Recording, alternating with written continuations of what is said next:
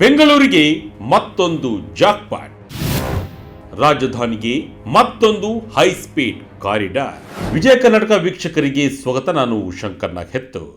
ಮೊನ್ನೆ ತಾನೇ ಕೇಂದ್ರ ಬಜೆಟ್ನಲ್ಲಿ ದೇಶದಲ್ಲಿ ಒಟ್ಟು 7 ಹೈ ಸ್ಪೀಡ್ ರೈಲು ಕಾರಿಡಾರ್ ಘೋಷಿಸಿರುವ ಕೇಂದ್ರ ಸರ್ಕಾರದಿಂದ ಈಗ ಕರ್ನಾಟಕಕ್ಕೆ ಮತ್ತೊಂದು ಹೈ ಸ್ಪೀಡ್ ರೈಲು ಕಾರಿಡಾರ್ ಕೊಡುಗೆಯ ಶುಭ ಸೂಚನೆ ಸಿಕ್ಕಿದೆ.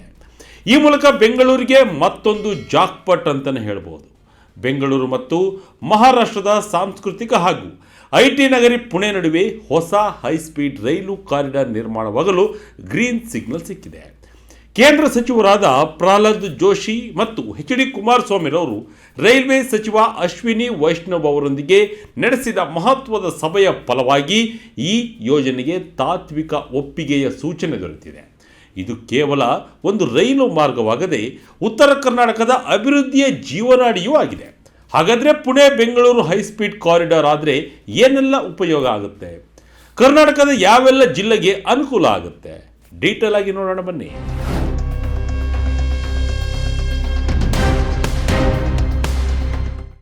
ಬೆಂಗಳೂರು ಹೈದರಾಬಾದ್, ಬೆಂಗಳೂರು ಚೆನ್ನೈ ಬೆನ್ನಲ್ಲೇ ಈಗ ಬೆಂಗಳೂರು ಪುಣೆಗೆ ಹೈಸ್ಪೀಡ್ ಕಾರಿಡಾರ್ ಬರಲು ತಯಾರಿ ನಡೆದಿದೆ. ದಿಲ್ಲಿ ಮಟ್ಟದಲ್ಲಿ ಮಹತ್ವದ ಚರ್ಚೆ ನಡೆದಿದೆ. ಕೇಂದ್ರ ಸಚಿವ ಪ್ರಹ್ಲಾದ್ ಜೋಶಿ ಹಾಗೂ ಕೇಂದ್ರ ಬೃಹತ್ ಕೈಗಾರಿಕಾ ಸಚಿವ ಎಚ್.ಡಿ. ಕುಮಾರಸ್ವಾಮಿರವರು ರೈಲ್ವೆ ಸಚಿವ ಅಶ್ವಿನಿ ವೈಷ್ಣವ್ ಅವರನ್ನು ಪ್ರತ್ಯೇಕವಾಗಿ ಭೇಟಿ ಮಾಡಿ ರಾಜ್ಯದಲ್ಲಿನ ಮಹತ್ವದ ಬಗ್ಗೆ ಚರ್ಚಿಸಿದ್ದಾರೆ. ಈ ಭೇಟಿಯ ಪ್ರಮುಖ ಉದ್ದೇಶವೇ ಕರ್ನಾಟಕಕ್ಕೆ ಮತ್ತಷ್ಟು ರೈಲ್ವೆ ಸೌಲಭ್ಯಗಳನ್ನು ತರುವುದಾಗಿತ್ತು. ವಿಶೇಷವಾಗಿ ಪ್ರಹ್ಲಾದ್ ಜೋಶಿರವರು ಬೆಂಗಳೂರು ಮತ್ತು ಪುಣೆ ನಡುವಿನ ಸಂಪರ್ಕದ ಮಹತ್ವವನ್ನು ರೈಲ್ವೆ ಸಚಿವರಿಗೆ ಮನವರಿಕೆ ಮಾಡಿಕೊಟ್ಟರು. ಈಗಾಗಲೇ ಬಜೆಟ್ನಲ್ಲಿ ಘೋಷಿಸಲಾದ ಕಾರಿಡಾರ್ಗಳ ಜೊತೆಗೆ ಹೆಚ್ಚುವರಿಯಾಗಿ ಈ ಮಾರ್ಗವನ್ನು ಪರಿಗಣಿಸಬೇಕು ಎಂದು ಅವರು ಒತ್ತಾಯಿಸಿದರು.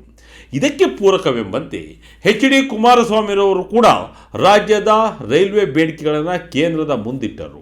ಸಂತಸದ ವಿಷಯವೇನೆಂದರೆ ರೈಲ್ವೆ ಸಚಿವ ಅಶ್ವಿನಿ ವೈಷ್ಣವ್ರವರು ಈ ಪ್ರಸ್ತಾಪಕ್ಕೆ ಅತ್ಯಂತ ಸಕಾರಾತ್ಮಕವಾಗಿ ಸ್ಪಂದಿಸಿದ್ದಾರೆ ಎಂದು ಜೋಶಿ ಮತ್ತು ಕುಮಾರಸ್ವಾಮಿ ಇಬ್ಬರು ಖಚಿತಪಡಿಸಿದ್ದಾರೆ. ಅಲ್ಲಿಗೆ ರಾಜ್ಯದ ಮತ್ತೊಂದು ಹೈ ಸ್ಪೀಡ್ ಕಾರಿಡಾರ್ ಉಡುಗೊರೆಯಾಗಿ ಸಿಗಲಿದೆ. ರಾಜ್ಯದ ಯಾವೆಲ್ಲ ಜಿಲ್ಲೆಗೆ ಲಾಭ, ಎಲ್ಲೆಲ್ಲಿ ಹಾದು ಹೋಗಲಿದೆ ಕಾರಿಡಾರ್? ಬೆಂಗಳೂರು ಪುಣೆ ಹೈಸ್ಪೀಡ್ ರೈಲು ಕಾರಿಡಾರ್ ಕೇವಲ 2 ಮಹಾನಗರಗಳನ್ನು ಜೋಡಿಸುವ ಯೋಜನೆ ಅಲ್ಲ. ಇದು ಕರ್ನಾಟಕದ ಉದ್ದಗಲಕ್ಕೂ ಅಭಿವೃದ್ಧಿಯ ಹೊಳೆಯನ್ನು ಹರಿಸಬಲ್ಲ ಯೋಜನೆಯಾಗಿದೆ. ಈ ಮಾರ್ಗವು ಮಧ್ಯ ಕರ್ನಾಟಕ ಮತ್ತು ಉತ್ತರ ಕರ್ನಾಟಕದ ಪ್ರಮುಖ ಜಿಲ್ಲೆಗಳ ಮೂಲಕ ಹಾದು ಹೋಗಲಿದ್ದು ಈ ಭಾಗದ ಆರ್ಥಿಕ ಚಿತ್ರಣವನ್ನೇ ಬದಲಿಸಲಿದೆ. ಉತ್ತರ ಕರ್ನಾಟಕದ ಭಾಗದ ಜನರ ಬಹು ವರ್ಷಗಳ ಬೇಡಿಕೆಯೂ ಕೂಡ ಆಗಿತ್ತು. ಈ ಶುಭ ಸುದ್ದಿ ಅವರಿಗೆ ಸಹಜವಾಗಿ ಖುಷಿಯನ್ನು ಉಂಟು ಮಾಡಿದೆ. ಪ್ರಮುಖವಾಗಿ ಈ ಯೋಜನೆಯ ಲಾಭ ಪಡೆಯಲಿರುವ ಜಿಲ್ಲೆಗಳನ್ನು ನೋಡುವುದಾದರೆ ತುಮಕೂರು, ಬೆಂಗಳೂರಿನ ಉಪನಗರಿಯಾಗಿ ಬೆಳೆಯುತ್ತಿರುವ ಮತ್ತು ಕೈಗಾರಿಕಾ ಹಬ್ ಆಗುತ್ತಿರುವ ತುಮಕೂರಿಗೆ ಈ ಸಂಪರ್ಕ ಅತ್ಯಗತ್ಯ. ಚಿತ್ರದುರ್ಗ, ಕೋಟೆನಾಡು, ಚಿತ್ರದುರ್ಗದ ಪ್ರವಾಸೋದ್ಯಮ ಮತ್ತು ವಾಣಿಜ್ಯ ಚಟುವಟಿಕೆಗಳಿಗೆ ಇದು ವೇಗ ನೀಡಲಿದೆ. ದಾವಣಗೆರೆ, ಸ್ಮಾರ್ಟ್ ಸಿಟಿ ದಾವಣಗೆರೆಗೆ ಹೈಸ್ಪೀಡ್ ರೈಲು ಸಂಪರ್ಕ ಸಿಗುವುದರಿಂದ ಜವಳಿ ಮತ್ತು ಶಿಕ್ಷಣ ಕ್ಷೇತ್ರಕ್ಕೆ ಅನುಕೂಲವಾಗಲಿದೆ. ಹಾವೇರಿ ಜಿಲ್ಲೆಯ ಕೃಷಿ ಮತ್ತು ವ್ಯಾಪಾರಕ್ಕೆ ಇದು ಉತ್ತೇಜನ ನೀಡಲಿದೆ. ಹುಬ್ಬಳ್ಳಿ, ಧಾರವಾಡ, ಉತ್ತರ ಕರ್ನಾಟಕದ ವಾಣಿಜ್ಯ ಕೇಂದ್ರಗಳಾಗಿರುವ ಅವಳಿ ನಗರಗಳಿಗೆ ಪುಣೆ ಮತ್ತು ಬೆಂಗಳೂರು ಎರಡೂ ಕಡೆಗೆ ತ್ವರಿತ ಸಂಪರ್ಕ ಸಿಗಲಿದೆ. ಬೆಳಗಾವಿ, ಗಡಿ ಜಿಲ್ಲೆ ಬೆಳಗಾವಿಯು ಪುಣೆಯ ಹತ್ತಿರವಿರುವುದರಿಂದ ಹೈಸ್ಪೀಡ್ ಕಾರಿಡಾರ್ ಬೆಳಗಾವಿಯನ್ನು ಮಹಾರಾಷ್ಟ್ರದ ಕೈಗಾರಿಕಾ ವಲಯದೊಂದಿಗೆ ನೇರವಾಗಿ ಜೋಡಿಸಲಿದೆ. ಹೀಗೆ ರಾಜ್ಯದ 6-7 ಜಿಲ್ಲೆಗಳ ಜನರು ಶಿಕ್ಷಣ, ಉದ್ಯೋಗ, ವ್ಯಾಪಾರ ಮತ್ತು ಚಿಕಿತ್ಸೆಗಾಗಿ ಬೆಂಗಳೂರು ಅಥವಾ ಪುಣೆಗೆ ತ್ವರಿತವಾಗಿ ತಲುಪಲು ಈ ಯೋಜನೆ ಸಹಕಾರಿಯಾಗಲಿದೆ. ಆರ್ಥಿಕ ಪ್ರಗತಿ ಮತ್ತು ಸಂಪರ್ಕ ಕ್ರಾಂತಿ. ಬೆಂಗಳೂರು, ಪುಣೆ ಇವೆರಡು ಭಾರತದ ಪ್ರಮುಖ ಐಟಿ ಮತ್ತು ಆಟೋಮೊಬೈಲ್ ಹಬ್ಗಳು. ಈ ಎರಡೂ ನಗರಗಳ ನಡುವೆ ದಿನನಿತ್ಯ ಸಾವಿರಾರು ಜನರು ಸಂಚಾರ ಮಾಡ್ತಾರೆ. ಪ್ರಸ್ತುತ ರೈಲ್ವೆ ಮಾರ್ಗದಲ್ಲಿ ಸಂಚರಿಸಲು ಕನಿಷ್ಠ 12ರಿಂದ 14 ಗಂಟೆಗಳು ಬೇಕಾಗುತ್ತೆ. ಸಾಮಾನ್ಯ ರೈಲುಗಳಲ್ಲಿಯೂ ಇಷ್ಟೇ ಸಮಯ ಹಿಡಿಯುತ್ತೆ. ಆದರೆ ಹೈಸ್ಪೀಡ್ ರೈಲು ಕಾರಿಡಾರ್ ನಿರ್ಮಾಣವಾದರೆ ಈ ಪ್ರಯಾಣದ ಅವಧಿ ಅರ್ಧದಷ್ಟು ಕಡಿಮೆಯಾಗುವ ಸಾಧ್ಯತೆ ಇದೆ. ಸಚಿವ ಪ್ರಹ್ಲಾದ್ ಜೋಶಿರವರು ಹೇಳುವಂತೆ ಬೆಂಗಳೂರು ಪುಣೆ ಮಧ್ಯೆ ಹೈಸ್ಪೀಡ್ ರೈಲು ಕಾರಿಡಾರ್ ನಿರ್ಮಾಣವಾದಲ್ಲಿ ಕರ್ನಾಟಕದ ಬಹುತೇಕ ಪ್ರದೇಶದ ಒಟ್ಟಾರೆ ಅಭಿವೃದ್ಧಿ ಸಾಧ್ಯವಾಗುತ್ತದೆ. ಉತ್ತರ ಕರ್ನಾಟಕದಲ್ಲಿ ಕೈಗಾರಿಕೆಗಳನ್ನು ಸ್ಥಾಪಿಸಲು ಹಿಂದೇಟು ಹಾಕುವ ಬಂಡವಾಳಶಾಹಿಗಳಿಗೆ ಇಂತಹ ತ್ವರಿತ ಸಾರಿಗೆ ವ್ಯವಸ್ಥೆಯು ಆಕರ್ಷಣೀಯವಾಗಿ ಕಾಣಲಿದೆ. ಹುಬ್ಬಳ್ಳಿ ಅಥವಾ ಬೆಳಗಾವಿಯಲ್ಲಿ ಕುಳಿತು ಬೆಂಗಳೂರು ಮತ್ತು ಪುಣೆಯ ಕ್ಲೈಂಟ್ಗಳ ಜೊತೆ ವ್ಯವಹರಿಸುವ ಉದ್ಯಮಿಗಳಿಗೆ ಇದು ವರದಾನವಾಗಲಿದೆ. ಸಹಜವಾಗಿ ಈ ಹೈಸ್ಪೀಡ್ ಕಾರಿಡಾರ್ ಮೇಲೆ ನಿರೀಕ್ಷೆಯೂ ಕೂಡ ಹೆಚ್ಚಾಗಿದೆ.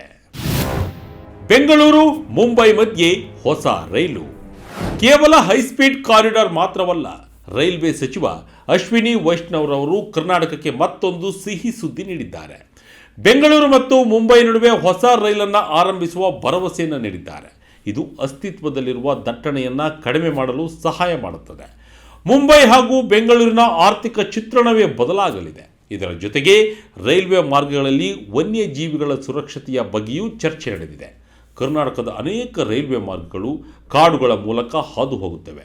ಆನೆಗಳು ಸೇರಿದಂತೆ ಅನೇಕ ಪ್ರಾಣಿಗಳು ರೈಲಿಗೆ ಸಿಲುಕಿ ಸಾವನ್ನಪ್ಪುವ ಘಟನೆಗಳು ನಡೆಯುತ್ತಲೇ ಇರ್ತವೆ.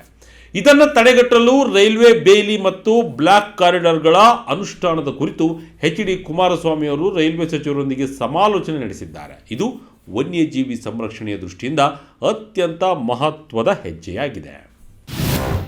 ಮಂಡ್ಯ ರಾಮನಗರಕ್ಕೆ ರೈಲು ಬೇಡಿಕೆ, ಬಾಕಿ ಕಾಮಗಾರಿಗಳ ಬಗ್ಗೆ ಮಾಹಿತಿ.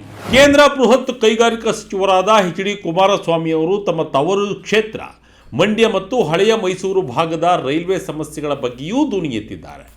ಮಂಡ್ಯ ಲೋಕಸಭಾ ವ್ಯಾಪ್ತಿಯಲ್ಲಿ ಬಾಕಿ ಇರುವ ರೈಲ್ವೆ ಯೋಜನೆಗಳನ್ನು ತ್ವರಿತಗೊಳಿಸುವಂತೆ ಅವರು ಮನವಿ ಮಾಡಿದ್ದಾರೆ. ಮುಖ್ಯವಾಗಿ ಮೈಸೂರು ಮತ್ತು ಬೆಂಗಳೂರು ನಡುವೆ ಸಂಚರಿಸುವ ಪ್ರತಿಷ್ಠಿತ ಒಡೆಯರ್ ಎಕ್ಸ್ಪ್ರೆಸ್ ರೈಲಿಗೆ ರಾಮನಗರದಲ್ಲಿ ನಿಲುಗಡೆ ನೀಡಬೇಕೆಂದು ಅವರು ಕೋರಿದ್ದಾರೆ. ರಾಮನಗರದಿಂದ ನಿತ್ಯ ಸಾವಿರಾರು ಜನರು ಬೆಂಗಳೂರು ಮತ್ತು ಮೈಸೂರಿಗೆ ಪ್ರಯಾಣಿಸುತ್ತಾರೆ. ಒಡೆಯರ್ ಎಕ್ಸ್ಪ್ರೆಸ್ ಇಲ್ಲಿ ನಿಲುಗಡೆ ಸಿಕ್ಕರೆ ರಾಮನಗರ ಮತ್ತು ಚನ್ನಪಟ್ಟಣದ ಪ್ರಯಾಣಿಕರಿಗೆ ದೊಡ್ಡ ಅನುಕೂಲವಾಗಲಿದೆ. ರಾಮನಗರದ ಪ್ರಯಾಣಿಕರು ಹಲವು ಬಾರಿ ಮನವಿ ಮಾಡಿದ್ದು, ಜನರ ಮನವಿಯನ್ನು ಕುಮಾರಸ್ವಾಮಿಯವರು ರೈಲ್ವೆ ಸಚಿವರ ಮುಂದೆ ಇರಿಸಿದ್ದಾರೆ. ನಿರ್ಮಲಾ ಸೀತಾರಾಮನ್ ಎಚ್.ಡಿ.ಕೆ ಭೇಟಿ, ಉಕ್ಕು ವಲಯದಲ್ಲಿ ಹೂಡಿಕೆ ಬಗ್ಗೆ ಚರ್ಚೆ. ರೈಲ್ವೆ ಸಚಿವರ ಭೇಟಿಯ ನಂತರ ಎಚ್.ಡಿ. ಕುಮಾರಸ್ವಾಮಿರವರು ಕೇಂದ್ರ ಹಣಕಾಸು ಸಚಿವೆ ನಿರ್ಮಲಾ ಸೀತಾರಾಮನ್ ಅವರನ್ನ ಭೇಟಿ ಮಾಡಿ ಚರ್ಚಿಸಿದ್ದಾರೆ. ಉಕ್ಕು ಸಚಿವಾಲಯದ ಜವಾಬ್ದಾರಿಯನ್ನು ಹೊತ್ತಿರುವ ಕುಮಾರಸ್ವಾಮಿ ಅವರು ಉಕ್ಕು ವಲಯದಲ್ಲಿ ಹೊಸ ಹೂಡಿಕೆಗಳು ಮತ್ತು ಅಭಿವೃದ್ಧಿ ವಿಷಯಗಳ ಬಗ್ಗೆ ಚರ್ಚಿಸಿದರು. ಭಾರತದ ಮೂಲಸೌಕರ್ಯ ಅಭಿವೃದ್ಧಿಯಲ್ಲಿ ಉಕ್ಕು ಪ್ರಮುಖ ಪಾತ್ರ ವಹಿಸುತ್ತೆ. ಹೊಸ ಹೂಡಿಕೆಗಳನ್ನು ತರುವ ಮೂಲಕ ಮತ್ತು ಈಗಾಗಲೇ ನಡೆಯುತ್ತಿರುವ ಯೋಜನೆಗಳಿಗೆ ವೇಗ ನೀಡುವ ಮೂಲಕ ಉಕ್ಕು ವಲಯಗಳನ್ನು ಮತ್ತಷ್ಟು ಬಲಪಡಿಸುವ ನಿಟ್ಟಿನಲ್ಲಿ ಈ ಭೇಟಿ ಮಹತ್ವದಾಗಿದೆ. ಕರ್ನಾಟಕದಲ್ಲೂ ಉಕ್ಕು ಕೈಗಾರಿಕೆಗಳಿಗೆ ವಿಪುಲ ಅವಕಾಶಗಳಿದ್ದು, ಮುಂದಿನ ದಿನಗಳಲ್ಲಿ ಇದರ ಲಾಭ ರಾಜ್ಯಕ್ಕೆ ಸಿಗುವ ನಿರೀಕ್ಷೆ ಇದೆ.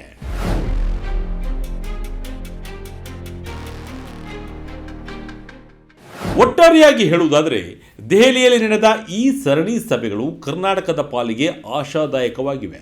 2026ರ ಬಜೆಟ್ನಲ್ಲಿ ಘೋಷಿಸಲಾದ 7 ಹೈಸ್ಪೀಡ್ ಕಾರಿಡಾರ್ಗಳ ಪಟ್ಟಿಗೆ ಈಗ ಬೆಂಗಳೂರು ಪುಣೆ ಮಾರ್ಗವು ಸೇರ್ಪಡೆಯಾಗುವ ಸ್ಪಷ್ಟ ಸೂಚನೆ ಸಿಕ್ಕಿದೆ. ಈ ಯೋಜನೆ ಕಾರ್ಯರೂಪಕ್ಕೆ ಬಂದರೆ ಬೆಳಗಾವಿಯಿಂದ ಬೆಂಗಳೂರಿಗೆ ಬರುವ ಪ್ರಯಾಣದ ಸಮಯ ಮತ್ತು ಶ್ರಮ ಎರಡೂ ಉಳಿತಾಯವಾಗಲಿದೆ. ಉತ್ತರ ಕರ್ನಾಟಕದ ಜಿಲ್ಲೆಗಳ ಆರ್ಥಿಕತೆ ಗರಿಗೆದರಲಿದೆ.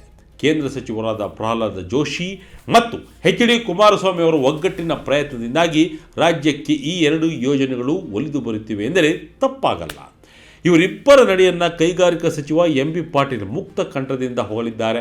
ರೈಲ್ವೆ ಸಚಿವ ಅಶ್ವಿನಿ ವೈಷ್ಣವ್ರವರ ಸಕಾರಾತ್ಮಕ ಸ್ಪಂದನೆ ಶೀಘ್ರದಲ್ಲೇ ಅಧಿಕೃತ ಘೋಷಣೆಯಾಗಲಿ, ಬದಲಾಗಲಿ ಮತ್ತು ಕಾಮಗಾರಿಗಳು ತ್ವರಿತವಾಗಲಿ, ಆರಂಭವಾಗಲಿ ಎಂಬುದೇ ರಾಜ್ಯದ ಜನತೆಯ ಆಶಯವಾಗಿದೆ. ಇದಾಗಿತ್ತು ಈ ಕ್ಷಣದ ಇಂಟ್ರೆಸ್ಟಿಂಗ್ ಸ್ಟೋರಿ. ಇದೇ ರೀತಿಯ ಸ್ಟೋರಿಗಾಗಿ Vijaya Karnataka website, YouTube page, Facebook page follow ಮಾಡ್ತಾ ಇರಿ. ಧನ್ಯವಾದಗಳು.